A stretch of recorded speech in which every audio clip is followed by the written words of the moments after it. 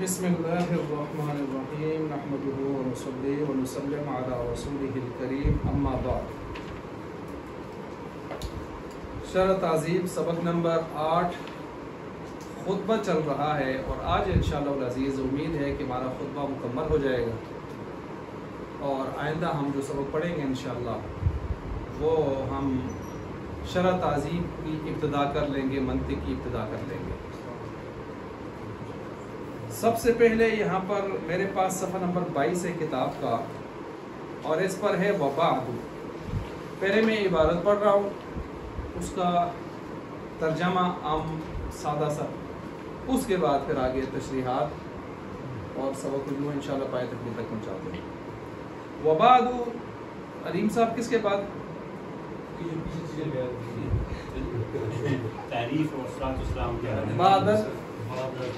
بعد التسمیتی والحمدی والصلاۃ، یعنی بسم اللہ اور اللہ کی حمد و ثنا اور آپ علیہ الصلوۃ والسلام پر درود و سلام کے بعد فہذا پس یہ کتاب جو آپ کے ہاتھوں میں پکڑی ہوئی کتاب ہے، یہ کتاب غایت تہذیب الکلامی، اس کا اصل نام بھی یہی تھا، آپ نے پیچھے پڑھا تھا، غایت تہذیب الکلامی فی تحریر المنطقی والکلامی، نہایت پاکیزہ. غایت تہذیب الکلامی، اب ترجمہ سنتے جائیں.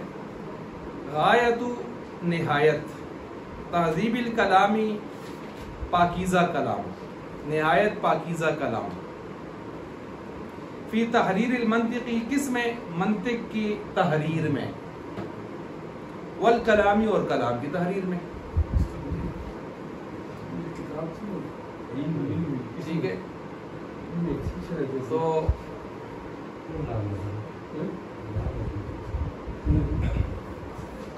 اچھا، تو یہ نہایت پاکیزہ کلام منطق کی تحریر میں اور کلام کی تحریر میں. صحیح ہو گیا جی؟ یہ ترجمہ سمجھ آ گیا؟ اچھا.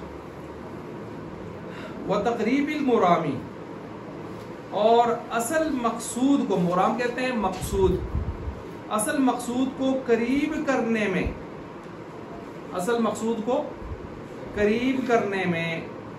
وہ اصل مقصود کیا ہے؟ عقائد اسلام کی تحقیق، عقائد اسلام کی تحقیق، اس کو قریب کرنے میں. کس کے قریب کرنے میں؟ تو نیچے حاشیے والوں نے بتایا ہے فکر و افہام، افکار، افہام اور طبیعتوں کے قریب کرنے میں، یعنی انسانی مزاج، طبیعتوں اور ذہنوں کے طرف قریب کرنے میں. ترجمہ سمجھ آ گیا؟ قریب کرنا کس کی طرف؟ ذہن کی طرف، انسان کے ذہنوں کی طرف کہ جلدی سمجھ آ جائے. اچھا جی، یہ ہے. اب میں نے جو ترجمہ سلیس اس کا جو کیا ہے وہ آپ کے سامنے آ چکا ہے. اب آگے چلیں، ساتھ ہے جعلتہ، میں نے اس کو بنایا ہے، تفتزانی صاحب کہتے ہیں اس کتاب کو، تبصرۃً، بینا کرنے والی. تبصرۃً، بینا کرنے والی. بصر کسے کہتے ہیں؟ آنکھ کو، ٹھیک ہے، اور بصر ابصار آنکھیں، تو اسی سے بنا ہے تبصرہ، نظر مارنا، روشنی کرنا، واضح کرنا، بینا کرنا. میں نے بنایا ہے اس کتاب کو تبصرۃً، بینا کرنے والی. لمن، ہر اس شخص کے لیے. لمن سے مراد طالب علم بھی ہو سکتا ہے، لمن سے مراد استاذ بھی ہو سکتا ہے. یعنی اتنی اہم کتاب ہے، اس سے استاذ بھی فائدہ لیں گے اور طلباء بھی فائدہ لے سکیں گے. لمن، اس شخص کے لیے میں نے اس کو بینا کرنے والی کتاب بنایا. بینا کرنے والی کا مطلب آپ مفہوم لے لیں، میں نے اس کو ٹارچ بنایا ہے، میں نے اس کو روشنی کا سبب بنایا ہے، علم و عرفان کا باعث بنایا ہے اس کو. کس کے لیے؟ لمن، ہر اس شخص کے لیے. حاولا، ای ارادہ، ای قصدہ، کیا مطلب؟ جو کیا کرے؟ ارادہ کرے، قصد کرے. کس کا قصد کرے؟ التبصر، بینا، بینائی کا، بینا ہونے کا قصد کرے کہ مجھے کچھ پتہ چلے جی منطق کیا ہوتا ہے، مجھے پتہ چلے علم کلام کیا ہوتا ہے. یہ قصد کرے. وہ کہاں قصد کرے؟ گھر میں بیٹھ کے خود مشکل ہے. لدل افہامی، سمجھانے والوں کے ہاں جا کر. سمجھانے والے کون ہوں گے؟ استاذ. افہام سے مراد استاذ، سمجھانے والے. لدا، لدن، عندہ آپ نے پڑھا ہے، ظرف مکان کے اس کے قریب ہونا، اور اس میں چیز موجود ہونی ضروری ہے، حاضر ہونی ضروری ہے، پتہ ہے نا؟ ہاں جی، جو ارادہ کرے کس کا؟ بینا ہونے کا۔ دیکھو اسی اتنی تشریح کرتے رہو ترجمے نہیں پتہ، اس واسطے بڑی کوشش ہوتی ہے پہلے ترجمہ کر شروع تاکہ مغز کو سمجھ لو، تو مغزہ کو لو، پھر پھیلا کے بچو، تارا کرو۔ ٹھیک ہو گیا جی؟ اچھا، جو ارادہ کرے التبصر بینا ہونے کا، لدل افہامی سمجھانے والوں کے ہاں جا کر، استاذ اساتذہ، و تذکرتاً، یہ تذکرتاً کا عطف ہے تبصرتاً کے اوپر، میں نے اس کو بنایا ہے جہاں بینا کرنے والی، ٹارچ روشنی دینے والی، وہاں میں نے اس کو بنایا ہے تذکرہ بھی۔ تذکرہ معنی یاداشت، یاد دلانے والی، نصیحت، کس کے لیے؟ لمن، ہر اس شخص کے لیے، ارادہ جو ارادہ کرے، اتنا ارادہ سے نہیں آگے، این یتذکر کہ وہ نصیحت حاصل کرے، وہ نصیحت حاصل کرے، یعنی نصیحت کا ارادہ کرے، کس سے؟ من ذوی الافہامی، من ذوی افہام پیچھے تھا، ادھر ہے افہامی، فرق کریں گے آپ، سمجھ جانے والا، فہم کی جمع افہام، اور پیچھے افہام تھا، افہام یفہم افہامن، باب افعال کا مصدر تھا، سمجھانے والا، یا سمجھانے والا، سمجھانے والے، استاد اساتذہ۔ اب یہاں پر ہے فہم کی جمع افہام، یہ جمع ہے، اس کے حمزہ کے اوپر زبر آئے گا، سمجھ بوجھ رکھنے والے، ذوی ذو کی جمع اس کو بنا لیں، ٹھیک ہے جی؟ تو ذوی الافہام ہو گیا۔ تو سمجھ بوجھ رکھنے والوں سے جا کر نصیحت حاصل کرے۔ کیا پتہ چلا؟ اگر کوئی نصیحت حاصل کرتا ہے تو اس کو بھی سمجھ والوں کے پاس جانا ہوگا، کوئی علم و معرفت حاصل کرتا ہے تو اس کو بھی سمجھانے والے اساتذہ کے پاس جانا ہوگا۔ گھر میں بیٹھ کے آپ کو چیز سمجھ نہیں آئے گی۔ مفہوم سمجھ آ گیا عبارت کا؟ سیما، سیما کا معنی ویسے ہوتا ہے، یہ اصل میں تھا لا سیما، لا مثلا، لا مثل لہو، کیا معنی ہو گیا اس کا؟ اس کی کوئی مثال ہی نہیں، لیکن لا کو یہاں پر حذف کر دیا، لفظوں میں معنی میں مراد ہے، اس کی کوئی مثال نہیں، بے مثال ہے۔ چونکہ اگر پترا ذکر ہوتا ہے، کیسا ذکر ہوتا ہے؟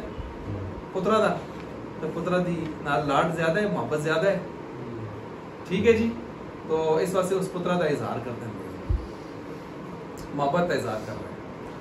لا سیما، ہمارے ایک استاد نے اس پر ایک لطیفہ سنایا تھا، اچھا وہ کہتے ہیں بیٹھے ہوئے تھے عصر کی نماز کے بعد، تو ان کا بچہ آیا تو بڑا لاڈ پیار شروع ہو گیا تھا۔ ایک فارمی برگر قسم کا دنیا دار سوچ ہوتا ہے نا، ہر معاملے میں علماء پر اعتراض کرنے والے، تو اس نے ایسے دیکھا، اس نے کہا مولوی صاحب مولویوں کو اپنے جن کا نام کچھ زیادہ ہی لاڈ پیار ہوتا ہے۔ تو آگے سے کہتے ہیں اس نے جس انداز میں میوزک کا خیز یا انداز میں گانا، تو کہتے ہیں میں نے آگے سے اسی طرح جواب دیا، میں نے کہا اس لیے کہ آپ نے ہوتے ہیں۔ اچھا، تو یہاں پر دیکھیں انہوں نے کتنا لاڈ پیار کیا ہے بچے کے ساتھ، ذرا دیکھ لیں۔ اس سے اشارہ دیا ہے کہ بچوں کو ہر وقت کوستے نہیں رہنا چاہیے، ہر وقت ڈانٹے نہیں رہنا چاہیے، بلکہ کبھی کبھی ان کی تعریفیں بھی، ان پر فخر ناز بھی کر لینا چاہیے، تاکہ آپ کا یہ فخر ناز ان کو اور بڑھوتری اس کے اندر لائے گا۔ یہ کنیت کا فلسفہ کیا ہے؟ آپ اپنے بچے کے نام پر کیوں کنیت رکھتے ہیں؟ تاکہ بچہ بھی فخر محسوس کرے کہ میرا والد میرے نام پر اپنے نام کو لا رہے ہیں، یا وہ مشہور زیادہ ہے، یا بچے سے محبت زیادہ ہے، اس وجہ سے یہ کنیت رکھتے ہیں۔ اچھا، سیما، خاص کر، اس کا ترجمہ ہم یہاں کریں گے، خاص کر، خاص کر، الولد، الولدی، الولدہ، تینوں پڑھ سکتے ہیں۔ خاص کر بچڑا میرا، الاعز جو بہت ہی زیادہ عزیز ہے، اعز اس میں تفضیل ہے، صرف عزیز نہیں، اعز اس میں تفضیل ہے، مجھ ہی زیادہ مجھ کو پیارا ہے۔ الحفی بہت ہی زیادہ مہربان ہے، الحری بہت ہی زیادہ لائق ہے، کس کا؟ بالاکرامی، تعظیم کا، اکرام کا، تعظیم کا، الحری اللائق۔ سمیع حبیب اللہ، اللہ کے حبیب کا ہم نام ہے، سمیع ہم نام ہے، حبیب اللہ، اللہ کے حبیب کا کیا نام ہوگا؟ پھر اس کو اوپر لکھا ہوا ہے محمد نام ہے اس کا، اللہ کے حبیب کا ہم نام ہے۔ اللہ کے حبیب کا جب ذکر کیا، ساتھ کہا علیہ التحیۃ والسلام، بہت بہت درود و سلام، برکتیں، سلام ہوں کس پر؟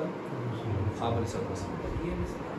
جی تحیہ بھی سلام، تحیہ وَإِذَا حُيِّيتُم بِتَحِيَّةٍ فَحَيُّوا بِأَحْسَنَ مِنْهَا. تحیہ کی بھی اس کی سلام کی بھی قسمیں 5-6 نا، ان میں سے ایک یہ 2 رکعت بعد تحیہ تو المسجد فلاں. اس کا کیا ہوتا ہے ارادہ؟ کس کا معنی؟ نہ برکتیں بھی ہوتا ہے، التحیات للہ والصلوات والطیبات. تحیہ برکتیں سلام کے معنی میں بھی استعمال ہوتا ہے. وَإِذَا حُيِّيتُم بِتَحِيَّةٍ فَحَيُّوا بِأَحْسَنَ مِنْهَا وَرُدُّوهَا.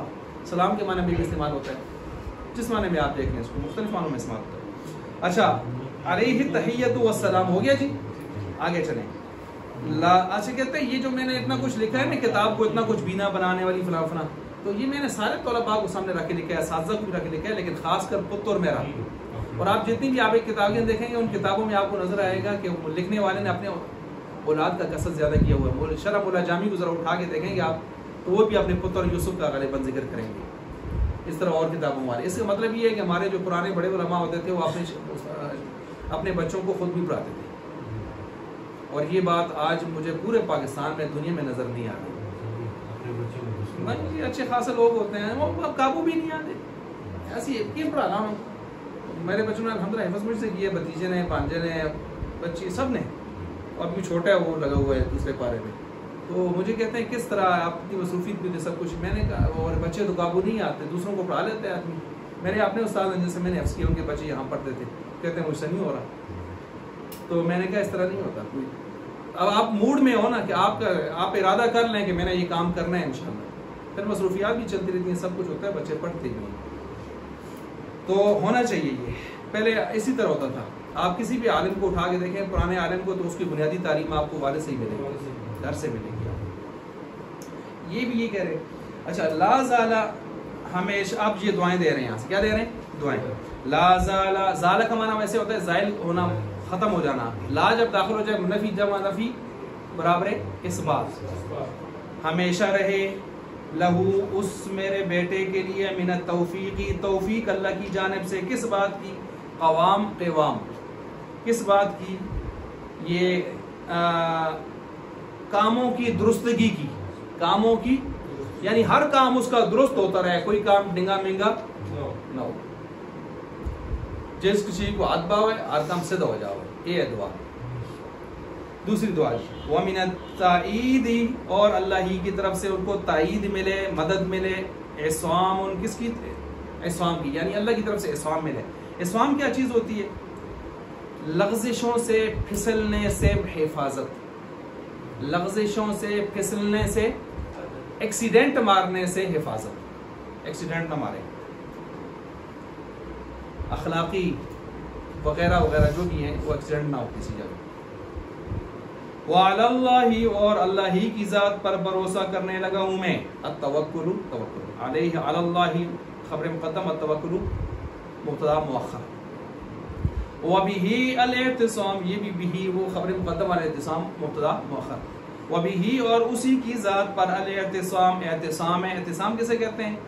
وہی میں نے ابھی آپ کو پیچھے بتا دی. احسان تو بتا دیا. اعتصام، اعتصام جو ہے مضبوط تھامنا، مضبوط ہاتھ ڈالنا، مضبوط تھامنا، مضبوط تعلق قائم کرنا. اب آگے دیکھیں القسم الاول فی المنطق، نظر آ رہا ہے؟ یہاں سے کتاب شروع ہو رہی ہے. خضر صاحب یہاں سے کتاب شروع ہو رہی ہے. یہ آپ بقرہ عید تک تقریباً خطبہ پڑھائیں گے. اچھا حسنین انسان بدری ہیں، کچھوں کے درمیان ان کا امتحان تھا تو میں نے فری کیے ہوئے تھے تو وہ بدری ہیں. اچھا جی نا جی کدھر بند کر دیں. اچھا چلیں نا جی، یہ ترجمہ ہے.